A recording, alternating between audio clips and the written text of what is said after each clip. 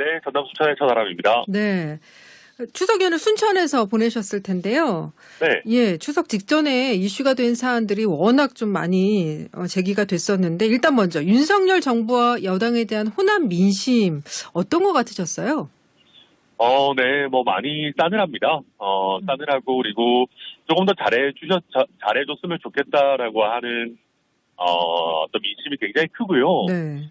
동시에 이제 민주당도 사실 저희 지역에서 요즘은 그다지 좋은 평가나 큰 관심을 받지 못하고 있기 때문에 네네. 우리 정치 전체가 조금 나아졌으면 좋겠다. 이거밖에 못하나 하는 질책들을 좀 많이 받았습니다. 네네. 그 추석 연휴에 민심이 어떤 방향으로 이동을 하는지에 대해서도 관심이 크잖아요. 그래서 네. 추석 연휴에 여론조사들이 많이 나오는데 그중에서 여권 지지율 위기의 책임이 어디에 있냐라는 여론조사가 있었어요. 조금 소개를 해드리면 SBS가 넥스트 리서치에 의해서 지난 8, 9일에 조사한 결과고요. 자세한 내용은 중앙선거여론조사심의위원회 홈페이지 참조하시면 됩니다.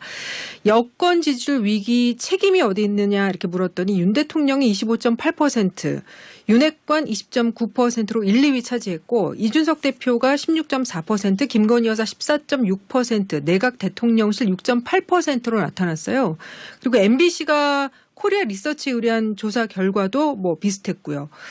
결국 여권의 낮은 지지율, 혼란에 대한 책임이 윤 대통령과 윤핵관에 있다는 응답이 이준석 대표한테 제기된 것보다 높게 나오는데 이 국민의힘 생각하고 여론이 좀 많이 다른 거 아닌가 싶은데 어떻게 봐야 될까요? 네, 그렇습니다. 근데 이제 사실 그 지지율 그리고 뭐 어떤 정부 여당의 운영에 대한 궁극적인 책임은 대통령께서 지시는 것이죠. 네. 그러니까 몇 가지 아쉬운 순간들이 있었습니다. 뭐 예를 들면 그 내부 총질 문자 메시지가 공개가 됐을 때 네. 대통령께서 거기에 대해서 조금 더 이제 인간적으로 이준석 대표한테 뭐 미안하다. 내가 이거 잠깐 이렇게 얘기하다 보니까 내심이 아닌 게 좀 너무 세게 나왔다. 네. 공개된 게 유감스럽다 정도의 표명을 해주셨다면은 윤핵관과 대통령을 그래도 좀 분리해서 우리가 생각을 할 수 있었을 텐데 그 어떤 내부 총질 문자를 바로잡는 골든 타임을 조금 놓쳐버린 게 아닌가 하는 생각이 들고요. 네네. 그리고 사실 이준석 대표 뭐 내친다는 표현이 좀 그렇지만 내칠 거였다면은 어떤 2030이나 중도층이나 이런 표심을 조금 더 잘 관리를 하면서 내쳤어야 되는데 내치는 과정 자체도 너무 거칠었고 그리고 그 과정에서 또 다른 지지율 하락 요인들도 있었기 때문에 더 뭔가 이 전체 과정에 대한 아쉬움이 많이 남는 것 같습니다. 네네. 그래서인지 모르겠지만 이준석 대표가 그 대통령이 나에 대한 적대감이 원 없이 드러나지 않았냐. 대통령 본인이 진짜 당무를 신경 쓰고 싶지 않았다면 당대표 권위는 무조건 지켜줬어야 한다. 실제 벌어진 일은 뭔가 저녁 술자리에서 당대표에 대해서 이 XX 저 XX라고 그게 바뀌었을까. 대통령의 캐릭터라고 본다. 신동아하고 인터뷰에서 이렇게 얘기를 했는데 여기 대통령에 대한 원망 내지는 뭐 비판 이런 마음이 읽히는 듯도 하고요. 대통령 캐릭터라는 말까지 나왔는데요. 네. 이런 얘기에 대해서 천 의원님 어떻게 생각하세요? 그러니까 저는 그렇게 봐요. 그러니까 대통령의 캐릭터와 별개로 네. 우리 대통령께서 정부를 보다 더 잘 이끌어 가시고 지지율이 상승 국면이었다면은 네네. 이런 것들이 아무런 문제가 되지 않았을 겁니다. 그러니까 문제가 됐더라도 찻잔송의 태풍이었겠죠. 그냥 이준석 대표가 서운해하고 말면 되는 문제인데 네. 근데 이제 지지율이 하락 국면이고 또 저희가 집권한 과정이 보면 연합 세력의 성격이 굉장히 강합니다. 네. 이게 과거의 저희 전통적 지지층과 이준석 대표로 표상되는 좀 새로운 어떤 젊고 개혁적인 저희 지지층이 연합을 해서 깻잎 한 장 차이로 정부를 탄생시킨 거 아니겠습니까? 네. 근데 이제 그런 연합이 붕괴되는 과정에서 대통령의 전체적인 메시지가 흔들리다 보니까 이런 캐릭터에 대한 비판도 더 좀 따가운 것 같다라는 생각이 들고요. 네. 그리고 결국은 이제 그러니까 대통령의 메시지가 일관되지 않은 겁니다. 어떤 때는 당무에 개입을 안 하시겠다고 했다가 또 어떤 때는 물론 뭐 여러 가지 비공식적인 채널로 보도가 되는 겁니다만은 당무에 또 개입하시는 모습도 나오고 이러다 보니까 대통령의 진위가 어디 있는 거지 이게 좀 그러니까 당에 몸담고 있는 사람들도 계속 용산 눈치를 좀 많이 보는 네네. 그런 모양들로 이어지는 것 같아서 좀 안타깝습니다. 예. 정진석 비대위원장이 오늘 비대위원 9명에서 10명 정도 인선을 발표한다고 하는데 최재형 혁신위원장을 비대위원으로 모시고 싶다 이렇게 밝히기도 했었잖아요. 네. 그러니까 이준석 대표가 띄운 혁신위하고 관계 설정에 있어서 무슨 생각을 하는 것 같으세요? 아무래도 우리 정진석 비대위 같은 경우는 뭐 저는 개인적으로는 비대위 시즌2는 하지 말았어야 된다고 생각합니다만은 네네. 지금 출범을 한다 하더라도 전당대회 준비위원회가 될 거다라는 전망이 적지 않습니다. 네네. 그렇다고 한다면은 아무리 그 비대위 기간을 짧게 가져간다고 하더라도 뭔가 성과는 내야 되지 않겠습니까? 비대위 입장에서도. 그러면 가장 좋은 게 이미 있는 혁신위를 잘 활용하는 겁니다. 네. 그런 면에서 최재형 혁신위원장한테도 영입 제안도 하신 것 같고요. 예. 다만 이제 저희 혁신위 같은 경우는 이준석 대표가 제안해서 만들었다 뭐 그렇기 때문에 좀 힘이 빠지는 거 아니냐 이런 얘기도 있지만은 예. 벌써 저희가 한 4번째 당 지도부인 것 같거든요. 그럼에도 불구하고 그렇죠. 계속해서 뭐 주호영 비대위원장이 됐든 권성동 직무대행이 됐든 혁신위에 힘을 실어주고 있고 당의 공식 기구입니다. 네. 그래서 이번 정진석 비대위에서도 혁신위가 예뻐서가 아니라 비대위가 뭔가 그래도 성과를 남기기 위해서라도 혁신위에 힘을 실어주시지 않을까 저는 그렇게 보고 있습니다. 그러면 최재형 혁신위원장이 비대위원으로 혹시 들어갈 가능성이 있을까요? 어떻게 보세요? 네, 공식 제안은 받았고 저도 보도로만 봤습니다만 최재형 위원장 같은 경우는 비대위 출범이 법률적으로 맞지 않다라고 하셨었기 때문에 내가 그 비대위에 몸담는 거는 적절하지 않다라고 하고 고사 의사를 밝힌 걸로 알고 있습니다. 예. 그래서 당 내부에서 가처분 결과 보고 그리고 비대위 인선 발표해야 된다 이런 의견이 많았던 것 같아요. 근데 왜 이렇게 서두르는 이유가 있다고 보십니까? 일단 너무 법원의 그 시간표에 끌려가지 않겠다라는 생각이 기본적으로 있으신 것 같아요. 네. 그리고 법원에서 봤을 때도 이걸 비워놓는다라는 말은 좀 뭐랄까요? 약해 보일 수도 있거든요. 이거 뭐 국민의힘 스스로도 비대위 출범에 문제가 있다고 생각하는구나라고 또 재판부가 인식할 수도 있는 면이 있기 때문에 지금 비대위에서는 일단 뭐 재판은 재판이고 우리는 우리 시간표대로 간다 이렇게 하고 있는 걸로 보입니다. 예. 근데 뭐 이미 그런 시그널은 많이 주고 있는 것 같아요. 뭐냐면은 국민의힘 이제 19일 날 원내대표 선출한다는데 네. 주호영 의원을 원내대표로 추대해야 된다라는 목소리가 나오는 걸 보면은 뭐 인용의 대비를 이미 하는 것 같더라고요. 그러니까 저도 아쉬운 게 그런 거예요. 사실 지난번에 가처분 결정 나오고 나서 바로 그냥 주호영 의원을 원내대표로 선임하고 원내대표를 당대표 직무대행으로 해서 갔었다면은 이런 그 사법 리스크가 연장되지 않았을 텐데 이 모든 게 다 어찌됐든 이준석 전 대표가 돌아오는 거는 막아야 된다라는 일념이 워낙 강하다 보니까 이 당대표 직무대행 체제는 참아가지 못하는 것 같고요.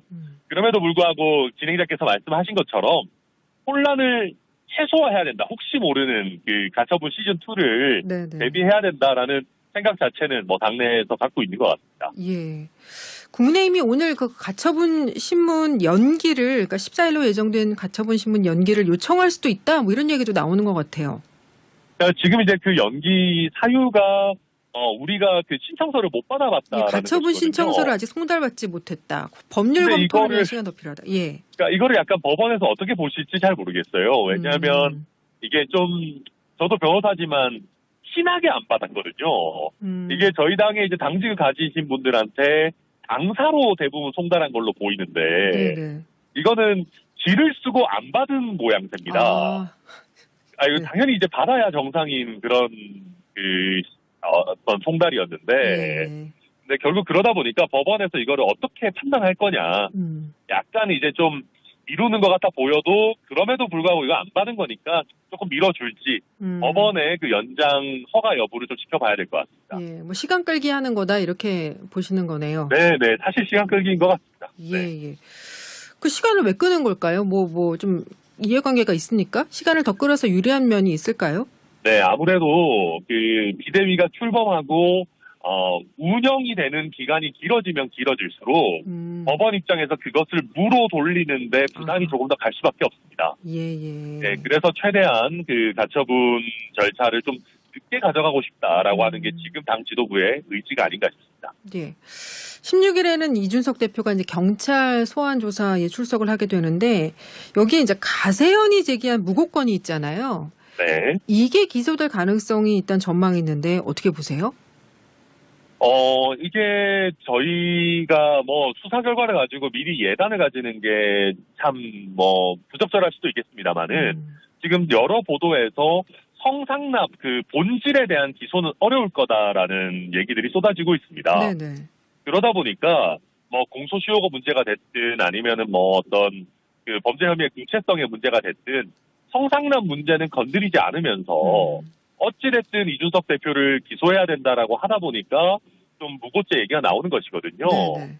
그런데 이 무고죄에 대해서도 명확한 스모킹 건이 나온다면 모를까 기소를 위한 기소를 만약에 하게 된다면 저는 오히려 더 큰 여론의 역풍을 맞을 수도 있다. 그래서 저는 우리 수사기관이 정치권의 눈치 보지 말고 네. 정말 증거대로 좀 판단해줬으면 좋겠다는 바람을 가지고 있습니다. 예. 그러니까 성상납 관련된 부분은 무혐의인데 이걸 갖다가 명예훼손으로 건 거를 이제 가세현 쪽에서 무고로 또 걸은 건데 이제 뭐 본질은 아무것도 밝혀진 게 없는데 그 과정을 가지고 이렇게 무고건이 기소를 한다는 건 문제가 있다 이런 말씀이시네요, 그렇죠? 네, 뭐 만약에 무고에 대해서도 아니면 무고든 성상납이든 그거에 대한 본질적인 증거가 나온다면 당연히 뭐 사법 처리를 받아야 되겠죠, 이 대표도. 그런데 그런 것들이 부족한 상황에서 억지 기소를 한다라는 그 인상을 주고 실질도 만약에 그렇다면은 이거는 뭐 이준석 대표의 정치적 체급을 키워주는 걸 떠나서 어떤 우리 수사기관의 신뢰도가 흔들리는 일이기 때문에 저는 그런 일은 결코 없었으면 좋겠습니다. 만약에 기소가 되면 이준석 대표는 어떻게 할 거라고 보세요? 뭐 기소가 되면 뭐 딱히 할 일이 있겠습니까? 뭐 재판하는 과정에서 무죄를 다툴 수밖에 없는 것이죠. 그런데 기소와 별개로 이제 어떤 기소를 빌미로 내지는 이준석 대표의 최근 발언들을 빌미로 추가 징계를 하게 된다면은 아마 그 추가 징계에 대해서는 또 가처분으로 다투지 않을까. 이제 이러다가 우리 이준석 전 대표가 가처분 국내 최고 전문가가 되는 건 아닌지 좀 뭐 걱정입니다. 지금 한 4개인가 5개 지금 내놓은 상태죠? 네, 맞습니다. 처음 것까지 합쳐서. 예. 근데 이제 이렇게 추가 징계를 만약에 간다면 뭐 어차피 또 법적으로 대응을 하겠지만 어쨌든 일단은 뭐 제명 얘기 나오잖아요? 그렇죠. 그래서 징계가 이루어진다면 이거 또 정치적으로는 법적인 거는 또 한 트랙이고 또 다른 트랙으로는 이제 총선 앞두고 보수 창당 신당, 보수 신당 창당 이거 수순이 아니냐 뭐 이런 얘기도 나오지 않습니까? 뭐 이준석 대표는 꾸준히 왜 내가 창당하냐 다른 사람들이 창당할 거다 뭐 이렇게 얘기하고 있는데요. 뭐 만약에 이준석 대표가 제명을 당하고 그 제명이 법원에 의해서도 정당하다라고 판단이 되는 경우라면은 이준석 대표도 좀 머리가 복잡해질 것 같긴 합니다. 근데 저는 개인적으로는 제대로 된 근거 없이 제명을 하게 되면은 이거는 법원에 의해서 제동이 걸릴 가능성이 매우 높다고 생각해요. 특히 지난번에 의원총회에서 제명을 촉구하고 윤리위가 그것을 사실상 뭐 수용하겠다라는 의사를 밝혔지 않습니까? 근데 그렇게 되면 법원에 봤을 때는 이게 조금 짜고 치는 우리 민족의 전통 놀이는 아니죠. 아무튼 짜고 치는 그 명절에 자주 하는 그런 놀이처럼 볼 수가 있는 것이거든요. 그렇기 때문에 아마 이준석 대표를 제명하는 거는 저는 그렇게 간단한 할이라고 생각하지는 않습니다. 하여튼 뭐 28일 날 윤리위가 열린다고 하는데 그 전에 변수들이 워낙 많아서 또 뭐 쉽게 예단하기는 또 쉽지 않은 것 같아요. 근데 이제 이준석 대표가 아까도 이제 신동아와 인터뷰 뭐 인용을 했는데 한 가지 더 인용을 하자면 총선 앞두고 한동훈 장관을 차기 당대표로 앉히려는 것 같다. 자신의 대체제로 생각하는 것 같은데 지지층이 완전히 다르다 이런 말을 했는데 이 얘기가 가능성이 있을까요? 어떻게 보세요? 저는 가능성의 문제가 아니라 그 선택지 자체가 많지 않다고 생각합니다.